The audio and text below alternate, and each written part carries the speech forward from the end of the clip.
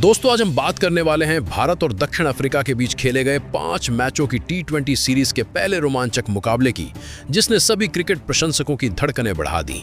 ये मैच इतना जबरदस्त और रोमांच से भरा हुआ था कि आखिरी गेंद तक दर्शकों की सांसें थमी हुई थीं। दोनों टीमों के बीच कांटे की टक्कर देखने को मिली और मैच का नतीजा अंतिम गेंद पर जाकर तय हुआ। आखिर उस आखिरी ओवर में क्या कुछ हुआ, पूरी कहानी और इस मैच की पूरी हाइलाइट्स हम आज की इस वीडियो में विस्तार से बताएंगे।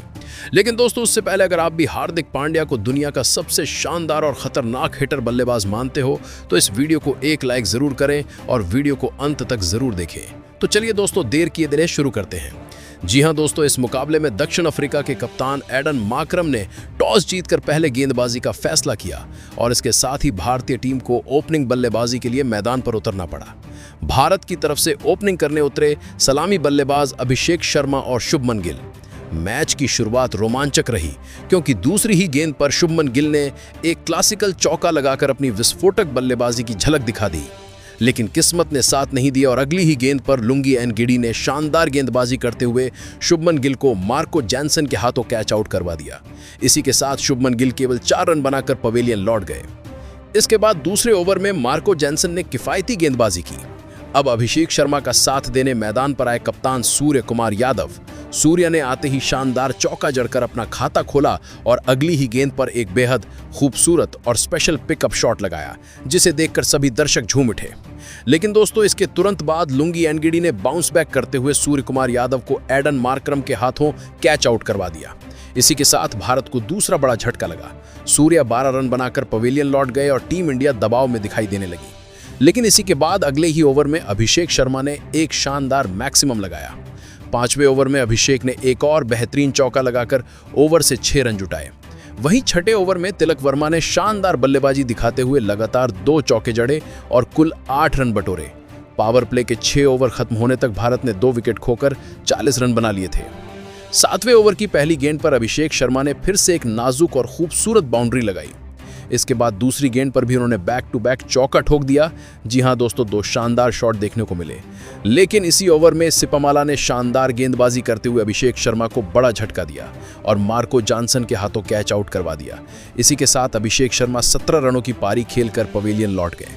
दोस्तों देखा जाए तो टीम इंडिया का स्कोर 50 रन पर ही 3 विकेट गिरने के बाद हालत काफी मुश्किल में थी। भारतीय टीम दबाव में थी और मैदान पर तिलक वर्मा और अक्षर पटेल की जोड़ी मौजूद थी। दोनों ही खिलाड़ियों ने संयम के साथ बल्लेबाजी करते हुए स्ट्राइक रोटेट करने पर ध्यान दिया और विकेट गिरने से बचाया। धीरे धीरे सिंगल और डबल लेकर रन गति बढ़ाई। 10वें ओवर में तिलक वर्मा के बल्ले से एक गगनचुंबी छक्का देखने को मिला, जिसने माहौल को पूरी तरह बदल दिया।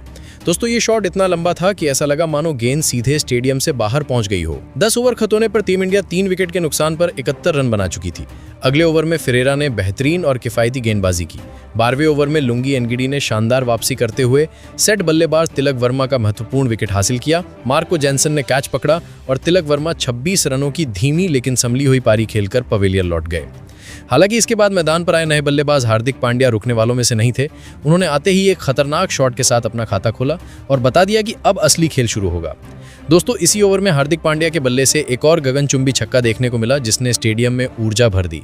हार्दिक पूरी तरह विस्फोटक मूड में दिखाई दे रहे थे, मानो वो डगआउट से ही सेट होकर आए हों।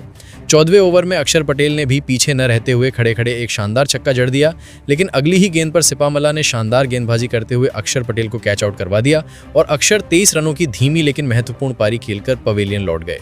15वें ओवर में हार्दिक पांड्या पूरी तरह कहर बनकर टूटे और बैक टू बैक 2 करारे चौके लगाकर ओवर से 17 रन बटोर लिए। 15 ओवर खत्म होने पर टीम इंडिया का स्कोर 121 रन पर 5 विकेट था। 16वें ओवर में शिवम दुबे भी अब कहां पीछे रहने वाले थे। उन्होंने भी अपने हाथ खोलते हुए 2 शानदार बाउंड्री जड़ी और ओवर में कुल 10 रन जुटाए। 17वें ओवर में हार्दिक पांड्या ने एक बेहतरीन चौका जड़ दिया, जबकि मार्को जैनसन ने इस ओवर में किफायती गेंदबाजी की। 18वें ओवर की पहली गेंद पर फेरेरा ने शानदार गेंदबाजी करते हुए शिवम दुबे का अहम विकेट हासिल किया और दुबे 11 रन बनाकर आउट हुए। इसी ओवर की आखिरी गेंद पर हार्दिक पांड्या ने एक और क्लासिकल बाउंड्री लगाई। 19वें ओवर में हार्दिक पांड्या ने तबाही मचा दी। दूसरी गेंद पर उन्होंने विस्फोटक अंदाज में एक शानदार मैक्सिमम लगाया और टीम इंडिया के स्कोर को 150 के पार पहुंचा दिया। अगली ही गेंद पर हार्दिक ने एक और जोरदार चौका लगाया और ओवर की अंतिम गेंद पर विकेटकीपर बल्लेबाज जितेश शर्मा ने भी एक खतरनाक शॉट खेला। कुल मिलाकर इस ओवर में टीम इंडिया ने 18 रन बटोरे। 20वें ओवर की दूसरी ही गेंद पर हार्दिक पांड्या ने एनरिच नॉटजे को एक जबरदस्त शॉट मारा और इसी के साथ उन्होंने अपना शानदार अर्धशतक भी पूरा कर लिया। दोस्तों, हार्दिक पांड्या ने मात्र 25 गेंदों में 54 रनों की तूफानी और विस्फोटक पारी खेली और 20वें ओवर में एक शानदार चौका लगाकर कुल 12 रन बटोरे। देखा जाए तो टीम इंडिया ने अपनी 20 ओवर की पारी में 6 विकेट के नुकसान पर 175 रनों का मजबूत स्कोर खड़ा किया और दक्षिण अफ्रीका के सामने जीत के लिए 176 रनों का चुनौतीपूर्ण लक्ष्य रखा। अब दोस्तों बात करते हैं साउथ अफ्रीका की दूसरी पारी की। इस लक्ष्य का पीछा करने के लिए दक्षिण अफ्रीका की ओर से सलामी बल्लेबाज क्विंटन डी कॉक और उनके साथ कप्तान एडन मार्करम बल्लेबाजी करने के लिए मैदान पर उतरे। पहली ही ओवर में नजारा पूरी तरह बदल गया क्योंकि अर्शदीप सिंह ने भारतीय टीम को पहली बड़ी सफलता दिलाते हुए दक्षिण अफ्रीका की बल्लेबाजी लाइनअप को शुरुआती झटका दे दिया। जी हां दोस्तों, अर्शदीप सिंह ने शानदार लाइन और लेंथ पर गेंदबाजी करते हुए क्विंटन डी कॉक को अभिषेक शर्मा के हाथों स्लिप में कैच आउट करवा दिया। इसी के साथ डी कॉक बिना खाता खोले पवेलियन लौट गए। लेकिन इसी ओवर में नंबर 3 पर बल्लेबाजी करने उतरे क्रिस्टियन स्टब्स ने आते ही शानदार चौका जड़कर अपना खाता खोला।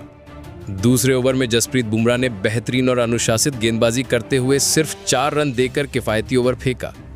तीसरे ओवर की दूसरी गेंद पर क्रिस्टियन स्टब्स ने एक और खूबसूरत बाउंड्री लगाई, लेकिन अगली ही गेंद पर अर्शदीप सिंह ने वापसी करते हुए जबरदस्त गति से गेंद डाली और क्रिस्टियन स्टब्स को विकेट कीपर जीतेश शर्मा के हाथों कैच आउट करवा दिया। इसी के साथ स्टब्स 14 रनों की छोटी पारी खेलकर पवेलियन लौट गए। अब दोस्तों चौथे ओवर में कप्तान एडन मार्करम ने आक्रामक रुख अपनाते हुए एक शानदार चौका जड़ा और इसी ओवर में मार्करम के बल्ले से एक गगनचुंबी छक्का भी देखने को मिला। इस ओवर में उन्होंने कुल 10 रन बटोरे। 5वें ओवर में आए नए बल्लेबाज डिवाल ब्रेविस ने शानदार चौका लगाया और इसी ओवर में वरुण चक्रवर्ती को एक खतरनाक छक्का जड़ दिया। इस ओवर में दक्षिण अफ्रीका ने कुल 12 रन बटोरे। लेकिन दोस्तों छठे ओवर की पहली ही गेंद पर अक्षर पटेल ने तूफानी गेंदबाजी करते हुए कप्तान एडन मार्करम को क्लीन बोल्ड कर दिया। इसी के साथ मार्करम 14 रनों की पारी खेलकर पवेलियन लौट गए। इसके बाद इस ओवर की अंतिम गेंद पर ब्रेविस ने एक और खूबसूरत चौका जड़ा। 6 ओवरों के पावर प्ले में दक्षिण अफ्रीका की टीम 3 विकेट के नुकसान पर मात्र 45 रन ही बना सकी और साफ देखा जा सकता था कि भारतीय गेंदबाजों ने शुरुआती ओवरों में पूरी तरह तबाही मचा दी थी। पावर प्ले खत्म होने के बाद अगले ओवर में हार्दिक पांड्या ने शानदार गेंदबाजी करते हुए खतरनाक बल्लेबाज डेविड मिलर का विकेट झटक लिया। मिलर 1 रन बनाकर जीतेश शर्मा के हाथों कैच आउट हो गए।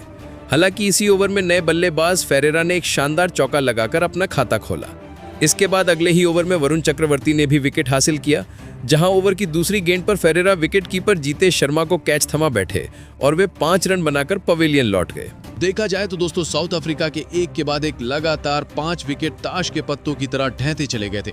जहां दोस्तों आधी टीम पवेलियन लौट चुकी थी और पूरी तरह दबाव में नजर आ रही थी। जहां 9वें ओवर में डिवाल ब्रेविस ने शानदार चौका लगाकर साउथ अफ्रीका की उम्मीदों को जिंदा रखने की कोशिश की और इसी ओवर की अंतिम गेंद पर मार्को यानसन के बल्ले से हमें गगनचुंबी छक्का देखने को मिला। देखा जाए तो दोस्तों इस समय साउथ अफ्रीका की टीम बहुत ही मुश्किल हालात में फंसी हुई थी, लेकिन मैदान पर अभी भी मार्को यानसन और डिवाल ब्रेविस जैसे खतरनाक खिलाड़ी मौजूद थे जो किसी भी समय मैच का रुख बदल सकते थे। जहां अगले ही ओवर में दोस्तों मार्को यानसन ने एक और विस्फोटक छक्का लगाकर भारतीय गेंदबाजों पर दबाव बनाने की कोशिश की। हालांकि इसके बाद अगले ही गेंद पर वरुण चक्रवर्ती ने कमाल की गेंदबाजी दिखाते हुए मार्को यानसन को क्लीन बोल्ड कर दिया। इसी के साथ दोस्तों मार्को यानसन 12 रनों की छोटी लेकिन तेज पारी खेलकर पवेलियन लौट गए।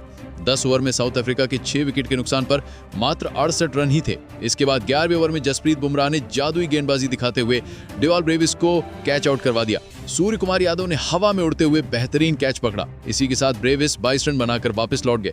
अब दोस्तों देखा जाए तो साउथ अफ्रीका के सिर्फ 3 विकेट ही बचे थे और टीम पूरी तरह ऑल आउट होने के कगार पर खड़ी थी। इसी ओवर में जसप्रीत बुमराह ने एक और महत्वपूर्ण विकेट हासिल किया, जहां नए बल्लेबाज केशव महाराज को जीतेश शर्मा ने उत्कृष्ट कैच के साथ पवेलियन भेज दिया।